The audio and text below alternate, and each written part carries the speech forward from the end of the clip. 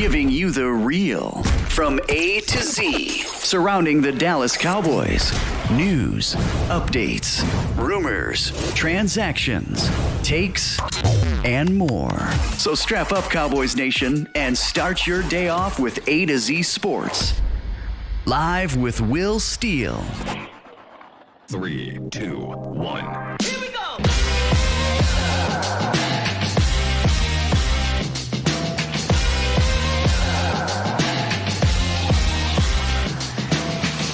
Good morning, good people. Welcome to A to Z Sports Live, presented by Boston Scientific. We stream it live on YouTube and Facebook, and of course, I am your host, Will Skywalker. Still, boom. Hey, we gotta switch it up today. No phone lines, but we still gonna talk to y'all. I'll get into it. Coming up, we got the mailbag. Friday, we were going to do the mailbag. Instead, we're doing it today. And we got some good questions, mostly from YouTube. But I'm about to talk to y'all in the chat, man. For whatever reason, phone lines is acting weird. So we'll be pretty brief with this show today. We'll get to the roundup where we got some news about a potential signing for the Cowboys. At least the Cowboys met with this player. And we'll talk about what that might mean. And then we got the 30 visit list coming up, and a lot of things are coming together for the Cowboys heading into this draft. So we'll touch on all of that, and then we'll touch on this mailbag segment. But once again, if y'all jumping up in here, I'll reiterate it throughout the show. Don't know why, but the phone lines are acting weird. I try to fix them for tomorrow's show. So we'll just be talking to y'all through the chat as much as we can, and we'll get to these mailbag questions, which are about 5 of them. So should be a fairly short, quick show. Due to those lines, but appreciate y'all for being here. Bomb Squad! WrestleMania weekend was fun, man. Fantastic. A lot of people looked like they were upset with the outcome of the main event yesterday, but I thought A+ WrestleMania across the board, man. Had a lot of fun watching that. Honestly, kind of liked this card better. The way it worked out, I liked it this year better than last year, but I was there last year, so it was a different feeling. But really good stuff. Salute to the WWE, and they just sold their company to Endeavor, I believe it is, who is also the owner of UFC. So that'll be interesting to see how they combine those two things. So I'll keep my ears and eyes open to see how that works out. But Raw after WrestleMania is going to be crazy today. It'll be crazy, so I'll check that out. All right, look, we're going to get into this and get out of this real fast because I want to figure out what's going on. So let's get right into the roundup. It's time! It's time! It's time! It's time! It's time! It is time for... It's time for the morning roundup. Round 'em up, boys.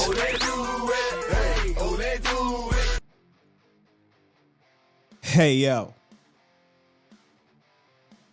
Cowboys are not done in free agency. That was one of the questions. If somebody had asked, are the Cowboys done in free agency? I mean, maybe with the big names, but they're trying to fill out their roster with some of these smaller moves and these depth moves, and we know the offensive line is one of them. Interestingly enough, they already signed a former Atlanta Falcons lineman, Chuma Edoga, to play guard / tackle. I don't know. We'll see. But they also met with free agent offensive lineman Elijah Wilkinson, who at 6'4", 329 pounds, is no newbie to the NFL. He's been around about 3 different teams now. He's got 36 career starts, 6 years in the NFL, and he was with Atlanta last year with Chuma, with Edoga, who, by the way, they both played left guard. He played 574 snaps last year at left guard for the Falcons. I tried to go watch at least one game, and the game I watched a little bit of was the Cincy game. I wanted to see him against guys like DJ Reader and whatnot. And not a bad player. I mean, probably not a guy you're going to start forever. But when we talk about depth, the Cowboys need some depth on the interior. And Elijah Wilkinson, if they decided to roll with him, feels more of a power player than Edoga is. But interesting that they're still looking to attack that, as they should, honestly. because we'll get to one of the questions in the roundup. I don't think you could wait too long. I know we did the mock draft on Friday where they waited to the 5th round. I feel like if you wait to the 5th or 6th round, you're not going to get a guy that's going to start for you. So if they were to wait to day 3, like late day 3, they would have to get some guys in here that can push to be a starter at left guard. So 36 starts for Elijah Wilkinson. This will be interesting to follow to see if they sign him and go into this draft and say, hey, look, we don't have to reach early, but we also do need to draft for the future because they don't have that just quite yet at left guard. We got some 30-day visit names. We got some Dallas Day visit names that are dropping here in the media. I'll read some of the headliners here. Quentin Johnston, the wide receiver from TCU. Emmanuel Forbes, the cornerback from Mississippi State. Josh Downs, the wide receiver from North Carolina. We know they met with Tank Dell already. Steve Avila, the offensive lineman. Zach Evans, the running back out of Ole Miss. Antonio Mafi, the offensive lineman we talked about briefly with Foots and then last week as well. Some guys probably later in the draft, they met with the tight end, Payne Durham and Braden Willis from Oklahoma. So I wonder, and Tyreek Stevenson is another very noteworthy name. I wonder if they're looking at the tight end position. Hey, if we don't get one of the top guys in the first round or two, we'll just take one at the end of the draft or undrafted free agency. But you got to do your due diligence, and that's them doing their due diligence, bringing in these guys. We'll get more names that will pop up as we go.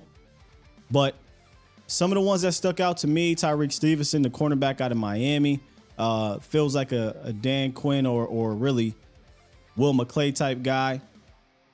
The linemen don't surprise me, and they're not noteworthy to me. Cowboys are in the market for that. Zach Evans had a solid pro day over at Ole Miss. And the defensive tackle from LSU, Roy, interesting one as well, because they were looking at the LSU lineman. Well, not looking at, but the mock draft had the LSU offensive lineman come to the Cowboys. Maybe they'll get a defensive lineman instead, because we know they're still in the market. That's why we call this, focusing on the trenches. They're still in the market on the defense side of the ball.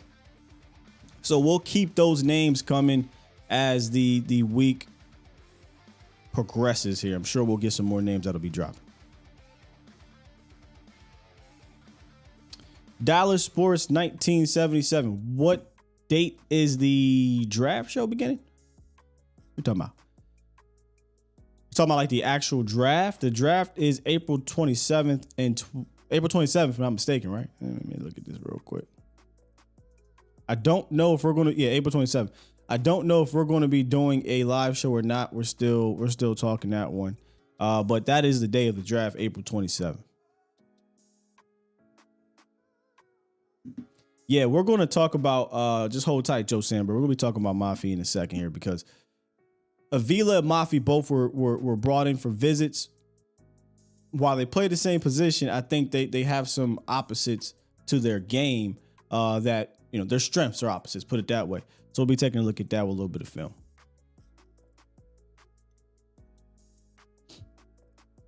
We'll be taking a look at that. All right, so let's go ahead and just jump straight into, and I agree, Tony, they probably do have a good relationship. Let's jump straight into this mailbag segment and get to some of these questions. There's about 5 really good questions I want to get to. And you'll see kind of a repeat. There's this one question that we keep seeing pop up over the mailbag segments. And it's interesting because Cowboy fans are having that thought process. But let's go ahead and get into that real quick. Time. It's time. It is time for Mail time. The mail's here. You've got mail. Mostly YouTube questions today. And I want to start off with, I'm going to just call you Zotan. I don't know if it's supposed to be Zoltan or Zo1tan, but it look like Zotan. Good question right here. Make an educated guess. This time next offseason, what will be this team's biggest need, and when do you address that during this draft? a lot of the times on this channel, we talk about the Cowboys getting ahead of things, mostly free agency wise, right? Or their guys are going to be free agents next year. And we talk about extending dudes. We talked about that last year with Terrence, with, I believe, not Dorrance Armstrong because he was a free agent, but with Wilson. We talk about that with Dono. We talk about with a couple other guys to get ahead of them. But they also do this in the draft. And the position that I thought about was center, because Tyler Biadasz is a free agent after next year. He'll obviously be the starter this year. But are the Cowboys going to pay him big money?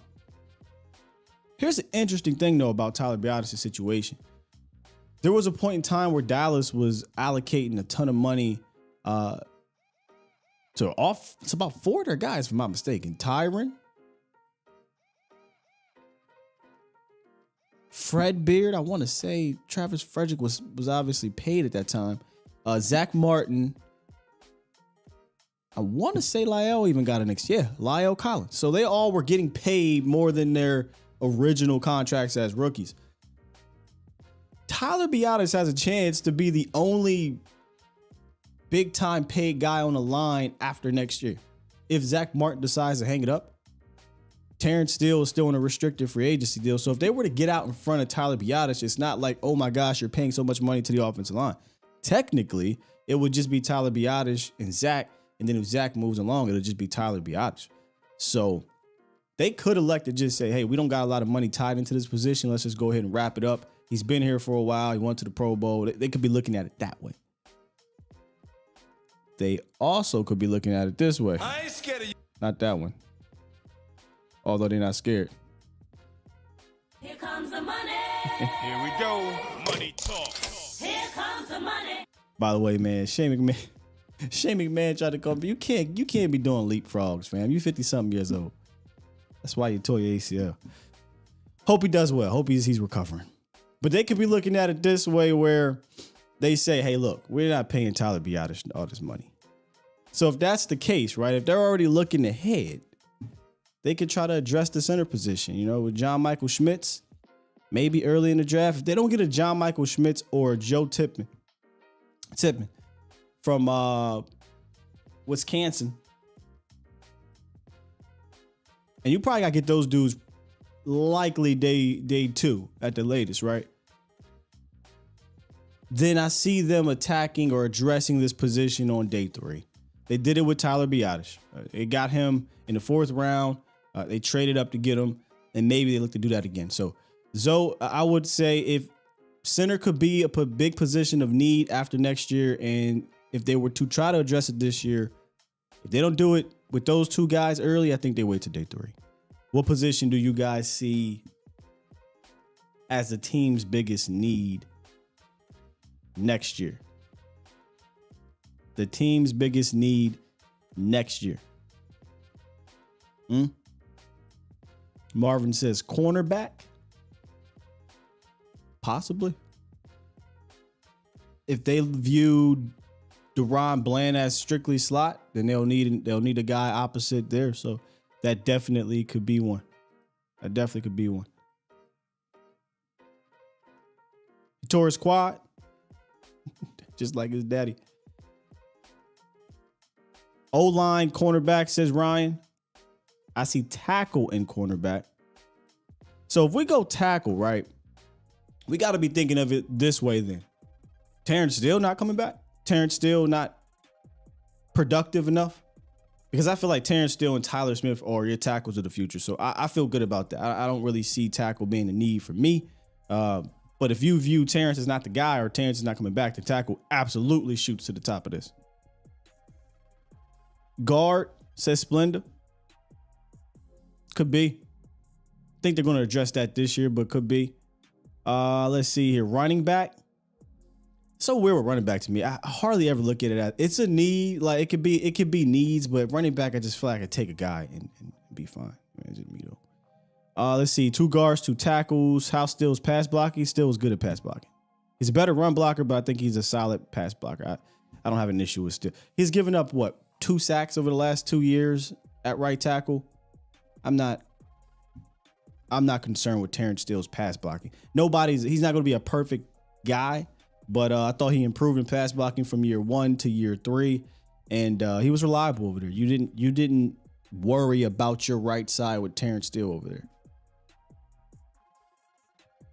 Center and guard and free safety next year. Free safety could be. Well, it depends what they do with Donald. What if they move Donald out there? I mean, they got 3 safeties right now. Technically, they got 2 safeties that are free agents. So safety could be a sneaky one. Safety in general could be a sneaky one if they don't view any of these young bucks as guys to take over those spots.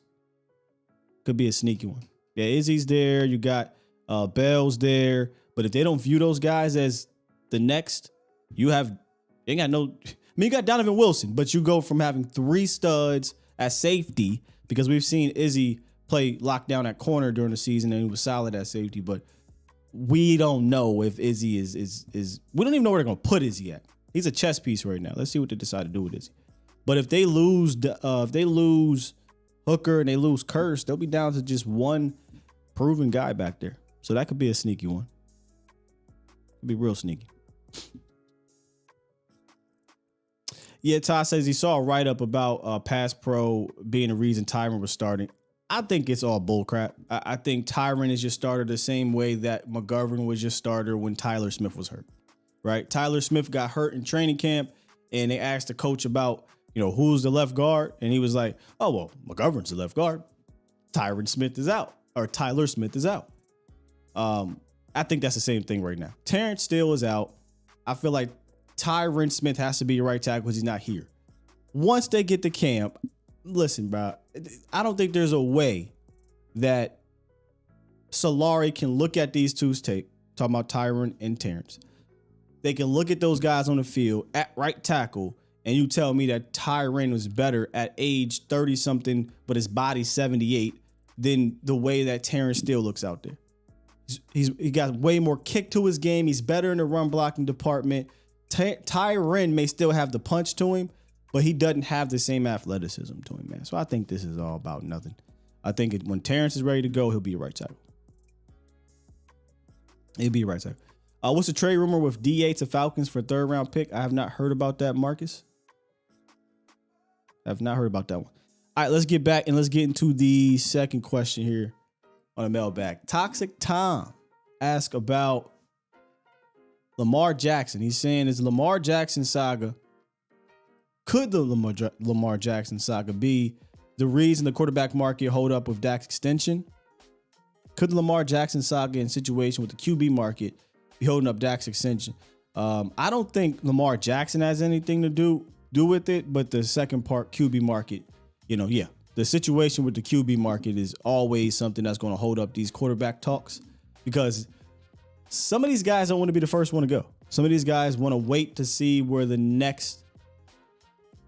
market goes from the next guy, and then they respond from that. If I were these teams, I would be trying to get ahead of it, right? Like I'm trying to be the first if I'm the team, so we're not having to be reactionary to that new set of market. I think Dak wants to be here. This is why I don't think it's Lamar Jackson, the same thing. Dak wants to be here. The Cowboys want Dak to be here. It's just a matter of them compromising and coming to an agreement. Lamar don't want to be in Baltimore. Baltimore is, in my opinion, treating this situation probably just as bad as Dallas was at one point. But Lamar's done. Like, he doesn't want to be there anymore. So I think that's where those two things are different.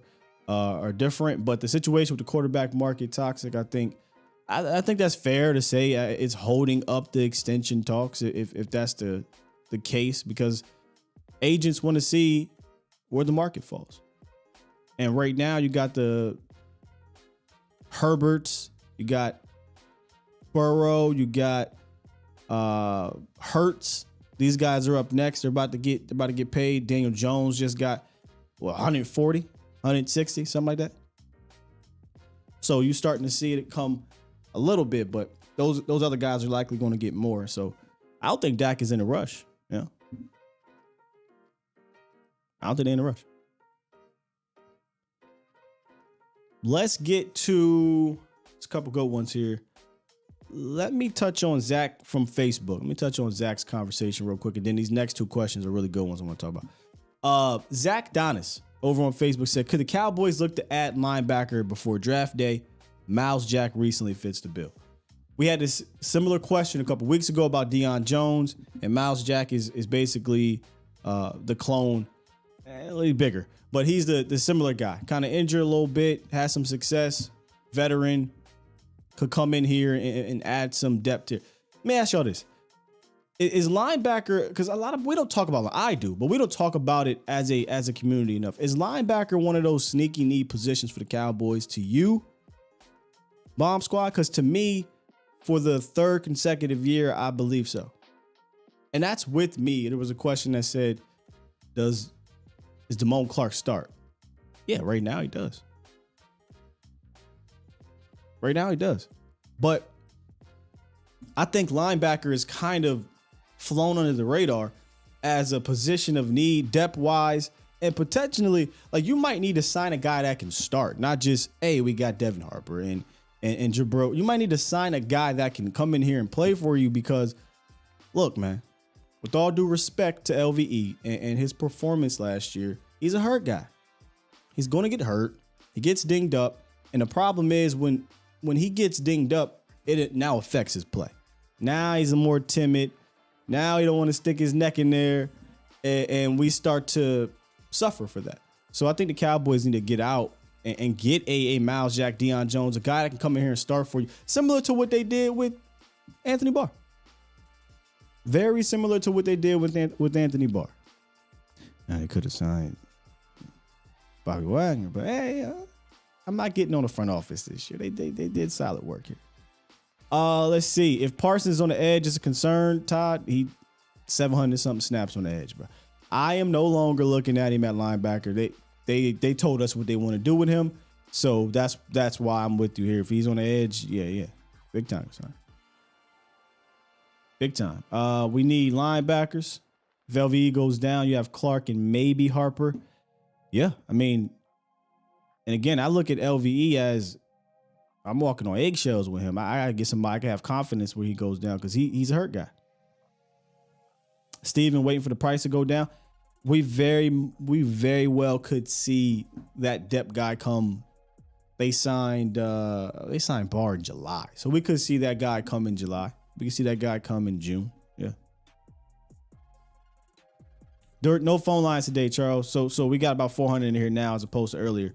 For whatever reason, why I started so damn late is because I was trying to get these phone lines to work, but the company that I do the phone lines through, something's going on with their site. So I'm gonna check it out here after the show. That's why I'm going to swiftly get through this show because I want to make sure these phone lines are working. So no phone lines today. My bad, guys. Damone Clark, Devin Harper says, Demetrius, not sure what you're saying there, but yeah, they're on the team and they're part of the linebacker room. Also, won't signing someone affect their comp picks? Nah. I mean, if you're signing a guy right now, you're probably signing a guy to like a 1-year cheap deal. That won't affect the comp picks at all.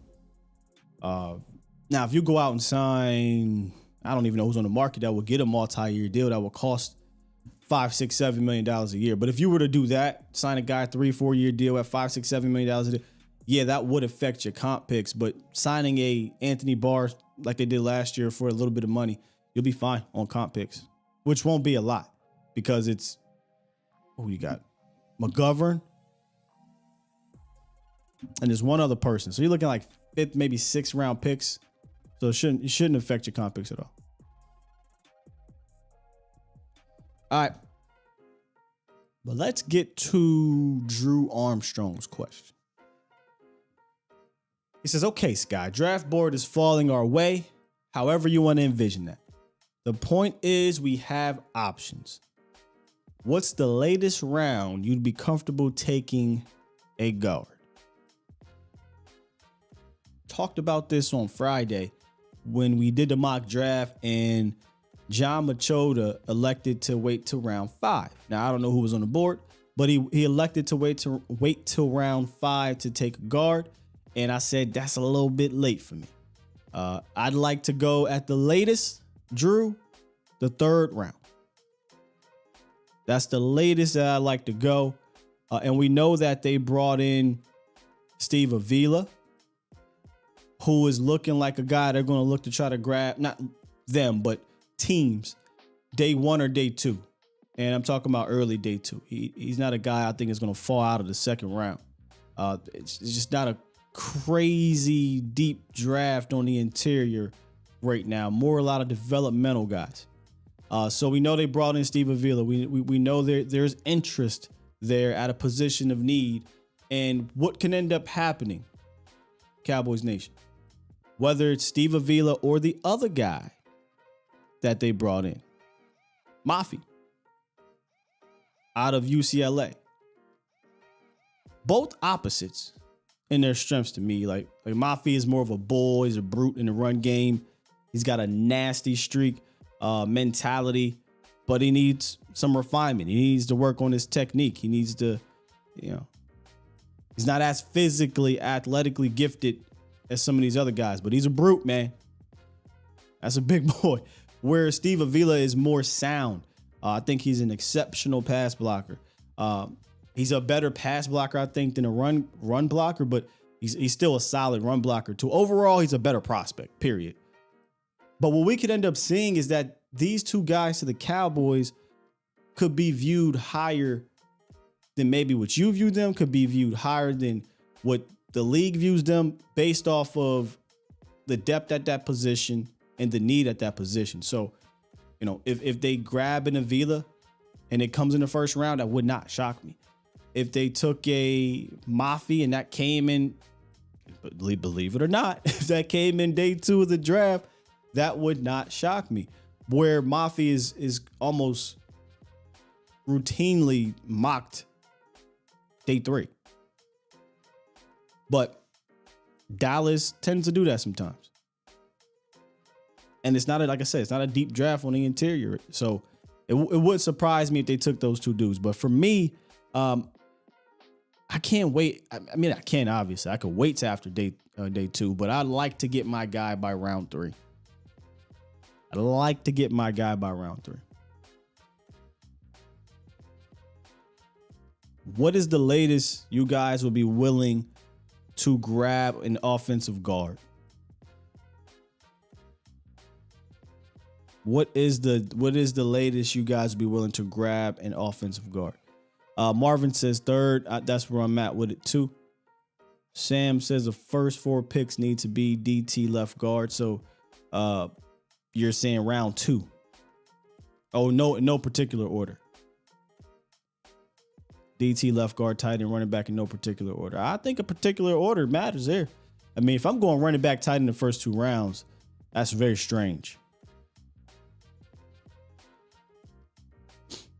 Steve Avila could play guard. I won't put him at tackle, but centers, the center one is interesting because we just talked about center earlier.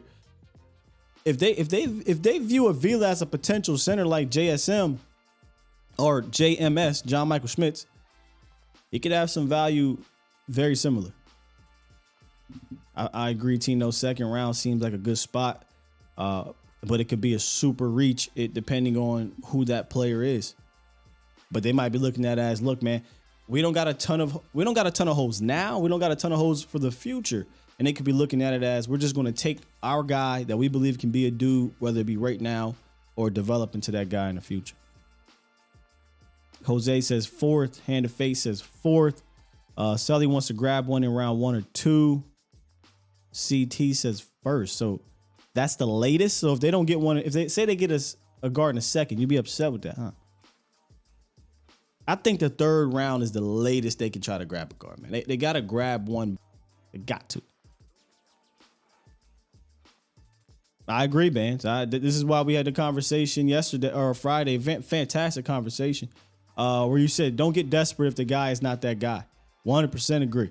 If there's better players on the board, which is what happened in that mock draft with Mozzie. They had already taken Avila. They already took Osiris, John Michael Schmitz, according to John Mitchell. All those guys were off the board. So when you got to 58, Mozzie was sitting there. And it's like, hey, do I want to reach for Mafi here or take Mozzie or Bennett or whoever? But Mozzie was the pick. I'm not reaching just because I got to get a guard. I'm taking the better player. So I'm with you. Don't window dress your board, man. If that gap is significant, man, that's a mistake to me. But if it's close, that's a different story. But if the gap is significant, that's a mistake to me. That's a mistake. All right, before we get to the last... No. Before I do the last one... Yes, that's the Dave Walker Vaughn one. Before I get to the last one, real quick, there's a couple super chats coming in here. I'll read the super chats in a second, but let's talk about Boston Scientific for 1 second, man. In the U.S., more than 39 million men suffer from ED, and Boston Scientific has created edcure.org to help you find your best cure. To get started, head on over to edcure.org. Take a quiz and learn the severity or risk of ED. And if you have a condition that puts you at higher risk, you'll find customized content, ladies and gentlemen. The fastest way to find your best cure is to contact an ED specialist by browsing a list of experienced physicians in your area. So hit up edcure.org, brought to you by Boston Scientific. Say it with me, y'all. It ain't hard, but you can be. You're listening to A to Z Sports. Do it live! At some point, hoping to broadcast In front of the millions of Cowboys fans to bring you the real. But for now, strap up and here's your host, Skywalker Steele. I'm Luke Skywalker. I'm here to rescue you. We'll do it live.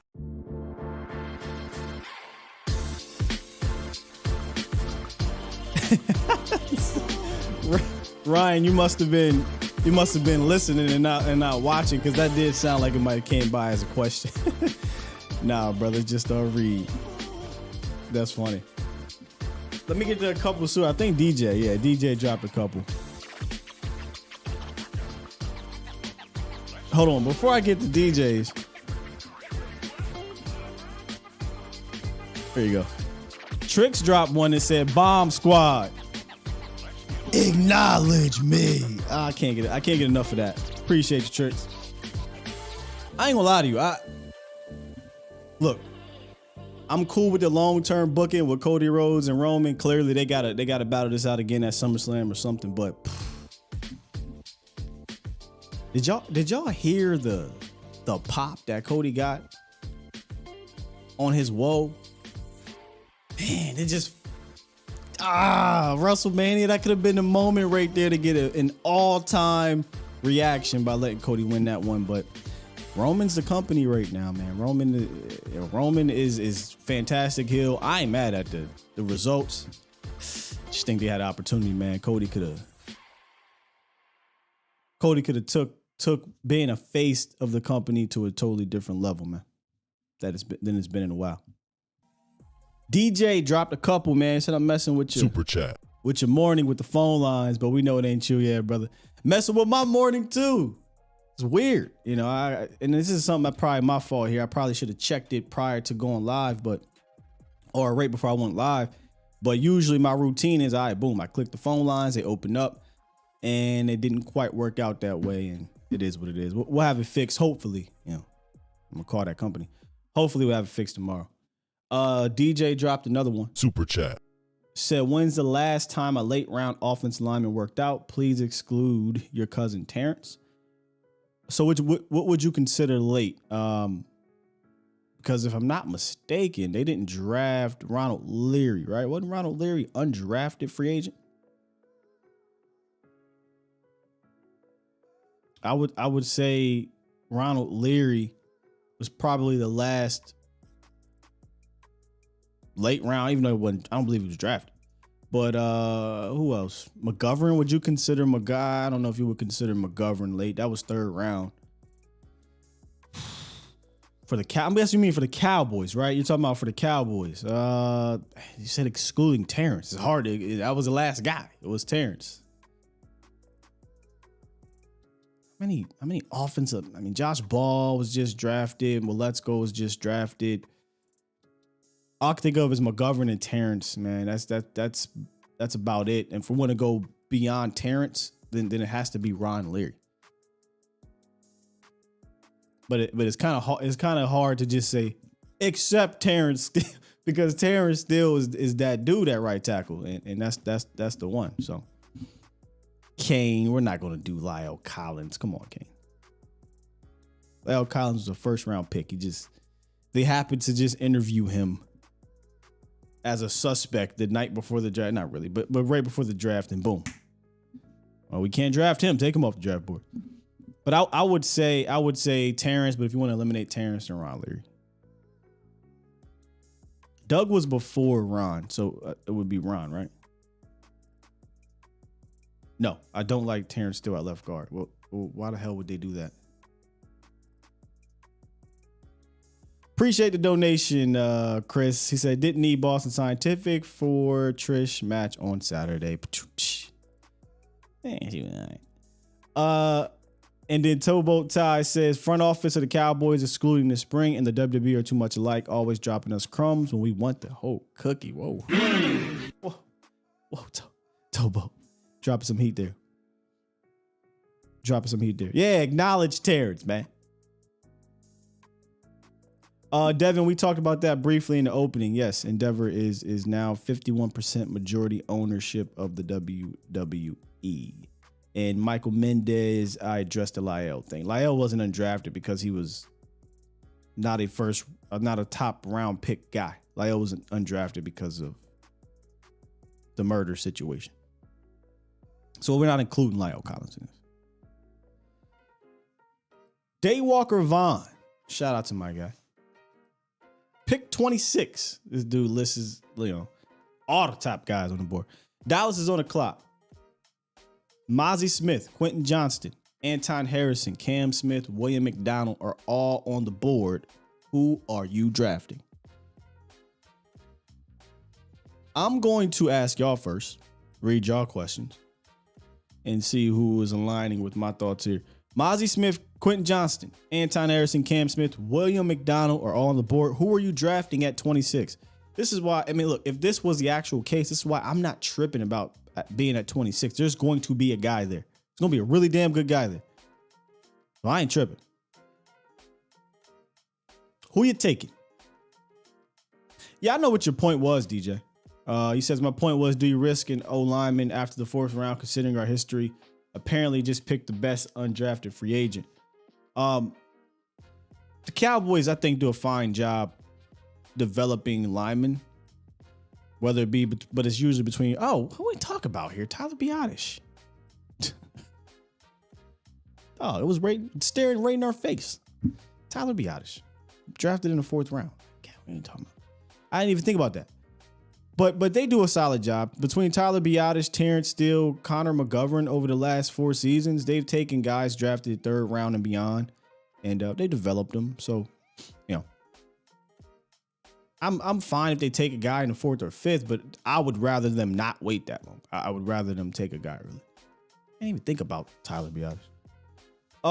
Who would y'all take? QJ, Mozzie, McDonald or Mozzie?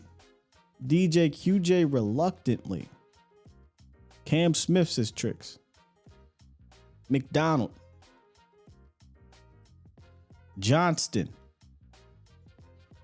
Y'all know I love me some Mozzie Smith, but I actually went with Anton Harrison here. Here's why. We hear McCarthy constantly talk about pass protection. That was the first thing they decided to work on with some of their pass protection things. And I think Anton Harrison has an incredible foundation in the pass protection department. I think he can be a good run blocker as well. But again, you're playing in Big 12. You're usually doing a bunch of RPO stuff. You're usually doing a bunch of throwing a rock. That's what he is. But if you're truly looking to get better, in pass protection, Anton Harrison, and you move Tyler Smith inside the left guard, again, this is what I would do. I think the Cowboys look at Tyler as their future left tackle, and that's fine. There's only a handful of dudes I'm willing to move him inside for anyway, and they probably all have to be drafted on day one. If you don't take those guys, and obviously you keep him at left tackle because you don't got a left tackle that I believe in long term. They get a left tackle, I believe, in long term. Totally different conversation. And Anton Harrison's a guy that I believe in long term. He's got to he's got to develop from an individual run blocker standpoint. But I think he'd crush those duos that, Terrence and Zach has done a good job at over the last couple of years. I think he'd be fine in that. I think he has to kind of develop more, in his technique. But from a blue chip talent, I think he's one of those top tackles in this draft. I don't think he'll be there because you don't let those guys fall. But if he is, I mean, you're talking about having Tyler Smith, Terrence Steele, and Anton Harrison as your future up. You want to take care of your front. That's a way to take care of your front. Bookended with Terrence and Anton with a mauler like Tyler inside. I mean, hey, if you're looking for O-line help, there you go. As long as, I don't know what his mental's like, but as long as he's able to be coached up and develop and continues to improve on this technique, I just truly do believe he can be an anchor with Terrence Steele. And then right next to Tyler, Anton and Tyler next to each other will be fun to watch for the next half decade or plus, depending if they decide to pay these guys. I would love it, but I like Anton here. A lot of guys though, Dave Walker, Vaughn, you listed here that, I mean, I don't know that I get Cam Smith, good player, but I'm not really looking for a corner early anymore. Although 1 year, I get it. But man, I feel like Anton can come in and play right now. Cam have to wait a little bit. Darnell Wright says Sam Jordan. Look at him as right tackle. I'm bullish on Terrence. If you could talk me into playing left tackle, and then we got a conversation. Gilly, he plays left tackle. That's what I was trying to say here. He plays left tackle, and this is me. If I'm taking Anton, I'm kicking Tyler in. There's only a handful of those dudes that are there that I'm willing to kick Tyler in. I don't know how you could look at him and be like, he doesn't have an amazing foundation to play left tackle and be your blindside guy for years to come.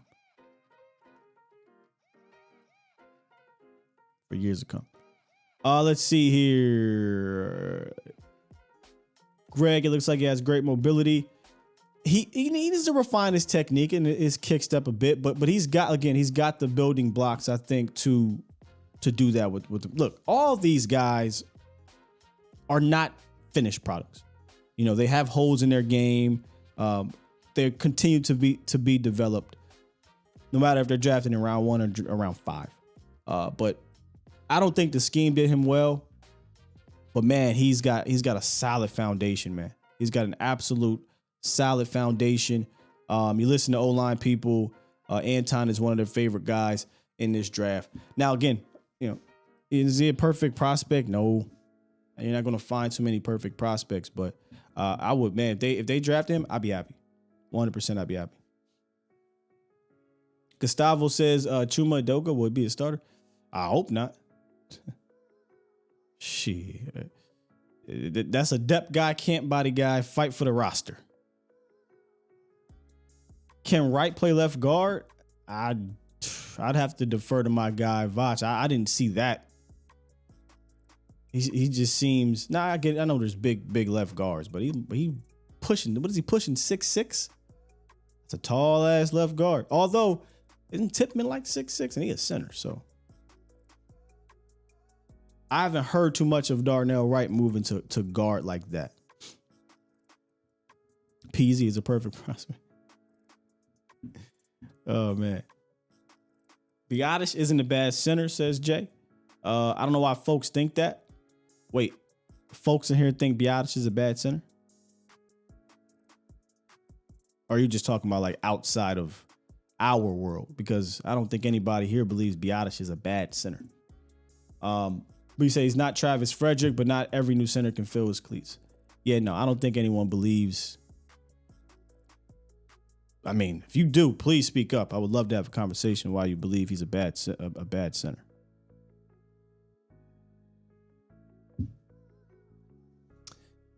Steve Avila, pick 26, would not shock me. I feel like of all the guards, he's probably one of the favorites to go at 26.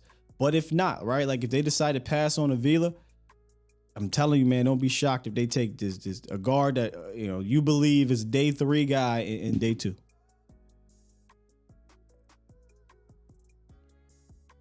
Toxic said a lot of fans turned their hate from Connor to Tyler. Really? I don't see that. Tyler Biotish, it is. I don't see it. Huh. Last year I saw more hate for Tyler Biotish than I saw this year. In fact, I saw a lot of appreciation for Tyler because when Tyler went down, what was everybody saying? Oh, we need to get Tyler Biotish back up in here. Now, I know people don't respect the Pro Bowl, but, he ain't got to the Pro Bowl. And then if you watch our show, there's no way you saw people on here turning their anger to Tyler Biotish because we brought him up at the midseason awards. We had the whole statistic where he hadn't given up a sack in over 1,300 snaps, and he still didn't give up a sack the rest of the year. So, I feel like you got to filter, I guess, who you're listening to. But I highly doubt any respectable creators or analysts are saying negative things about Tyler Biotish. Probably,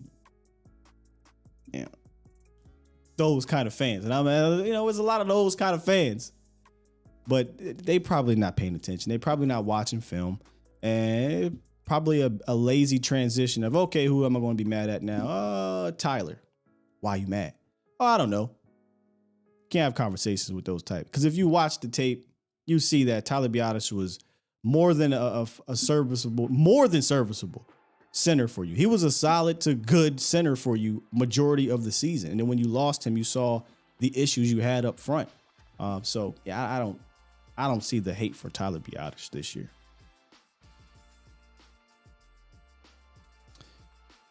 Nah, definitely wasn't no AB. AB deserved his criticism. He deserved it. Like that's the if we really get down to the nitty gritty, because those that follow AB were so bad, AB kind of got a little grace. But AB wasn't good. Tyler Biotish was good. Tyler Biotish was good for you last year, y'all. Pro Bowl Tyler Biotish was good for you last year. There's no doubt about it. I'm fine with them rolling with Tyler Biotish again this year, but if they want to get ahead of it, hence the question. I love John Michael Schmitz. Is Steve Avila possibly a center? I don't know, man. That'd be interesting to see. Tipman, if they wanted to draft a guy to not pay Tyler Biotish, that's fine too. But your line is good with Tyler Biotish there. See, and that's where we have to talking about Rolando's comment here. Maybe we're greedy. Maybe we're a bit unrealistic at times as fans, and it is what it is. But you're not the only person that says stuff like this, Rolando. We need better than good, Sky, especially in the trenches. Well, you want to be great? You want to be all time? If you need your offensive line talent from 1 to 5 to be better than good, you've got bigger problems. I don't need my offensive line to have 5 dudes that are amazing up front. No offensive line has that. The conversation we had on Friday, where we were talking about, somebody said the same thing. I want to be better than I want this person to be better than okay or better than good. You're not going to have 5 guys that are better than good across the line. It just doesn't happen in the NFL.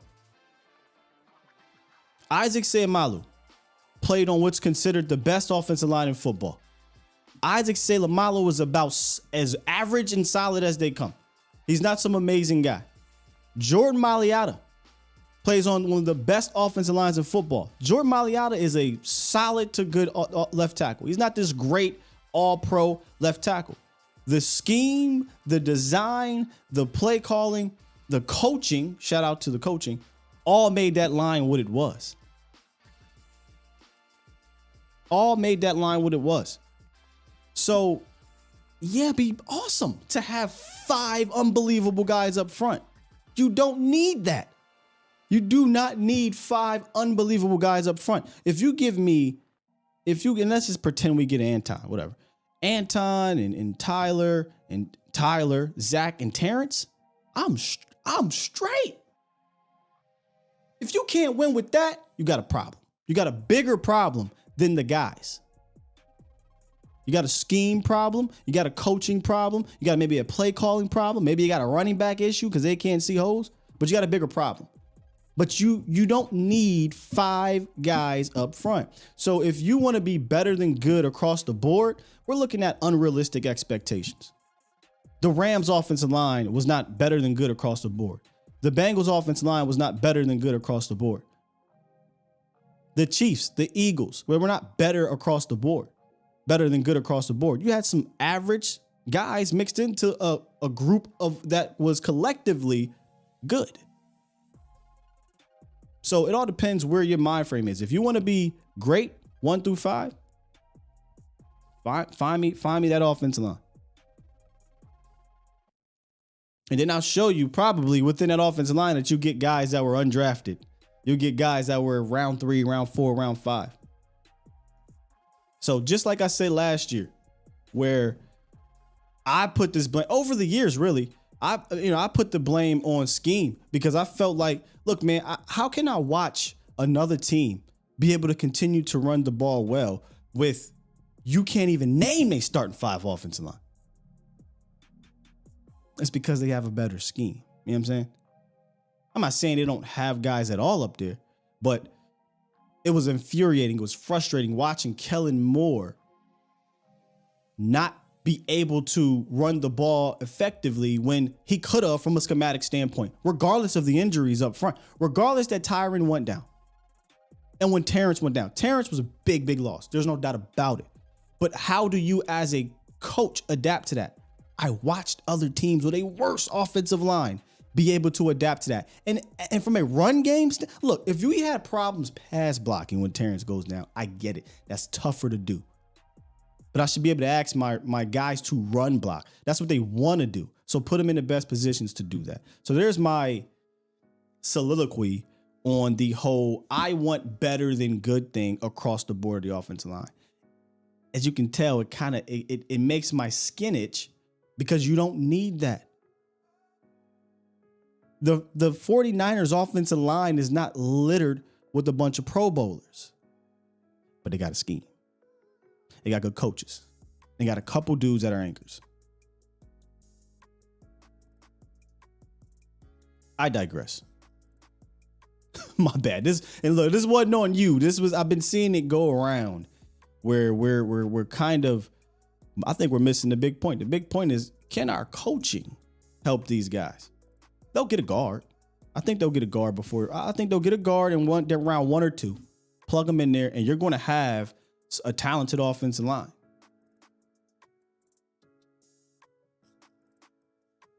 Now, can Solari get the best out of these guys? If we can't get it done with Tyler Smith, let's just say round 2 guard. Let's just say Avila, right? Let's just pretend. Steve Avila, Tyler Smith, Tyler Biadasz, I'm sorry. Terrence Steele and Zach Martin. Folks, we got a problem. Houston, we have a problem, and it ain't them.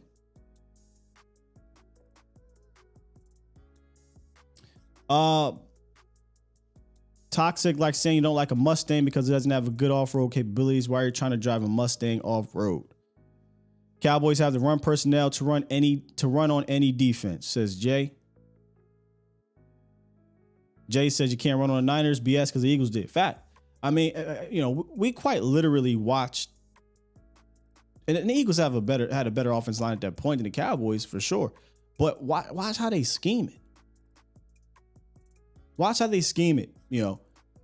The Niners didn't let anybody run on them all year, really, until they got to that team. Yeah, Rolando. Coaching scheme 100% matter, man.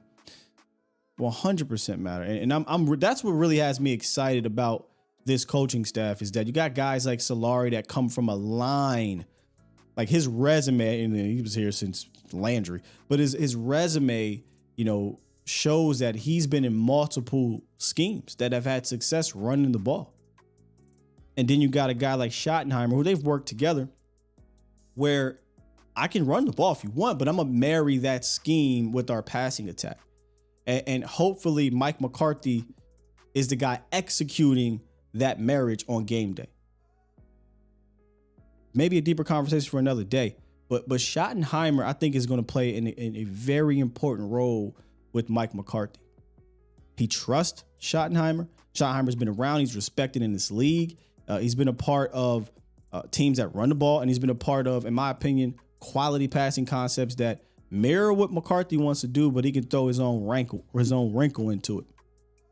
There won't be philosophical differences. Just put it that way. And I think McCarthy is going to lean on Schottenheimer to put these game plans together, but then it'll be up to Mike to call them the way they're supposed to be called. And this is why I think he's excited, man, because he's in there with Shotty. He doesn't have the pressure to put it all together by himself, but he gets to go do what he loves to do, and that's call plays on game day, as opposed to sitting on the sideline and watching this paper boy, smartest guy in the room, not have a flow to how to call plays in the NFL. They get frustrated. But it's all on him now. It's all on him now. All right, man. Good stuff. And that, honestly, Ro, could have been a conversation. We could have saved that conversation, but I've seen that come up, and I just kind of want to talk about it. We got to all of the super chats, aka joystick. I did say rankle. We got to all the super chats. So let's go ahead and wrap this thing up. And I'm going to figure out what's going on with these damn phone lines. I'll be back on later, though, with Vach. His phone line should be fine. In fact, I'm going to reach out to him and see if everything is cool, because we use the same program. His phone line should be fine. So make sure y'all come through on the Vach Lombardi live show over on the volume. And then Mo will be back later tonight, A to Z Sports Primetime. Make sure you check him out. And if you do not want to listen, you can also read Mo's work on A to Z Sports Dallas.com. Make sure y'all check that out. Got the new improved website. And all the T's and all the T's have been crossed. The I's have been dotted. We'll have a new segment weekly with a very prominent Cowboy. I don't want to call him a creator. He's just a fantastic Cowboy worker that we'll have. And we'll have the information for y'all probably by next week. Got some meetings this week to square that away, and we'll get started right away. So it'll be fun. I'm excited for it. It'll bring some new flavor to the show, and we'll continue, like I said, to make this thing work and be great Cowboys Nation. With that said, I'm going to go ahead and press this button and get the heck up out of here. Go holler at this phone company. It ain't AT&T, Sprint, none of that. Or Sprint, ain't more Sprint. Verizon and T-Mobile, and it ain't none of that. But we'll figure it out, man. I want to hear from y'all tomorrow. Make sure y'all come through.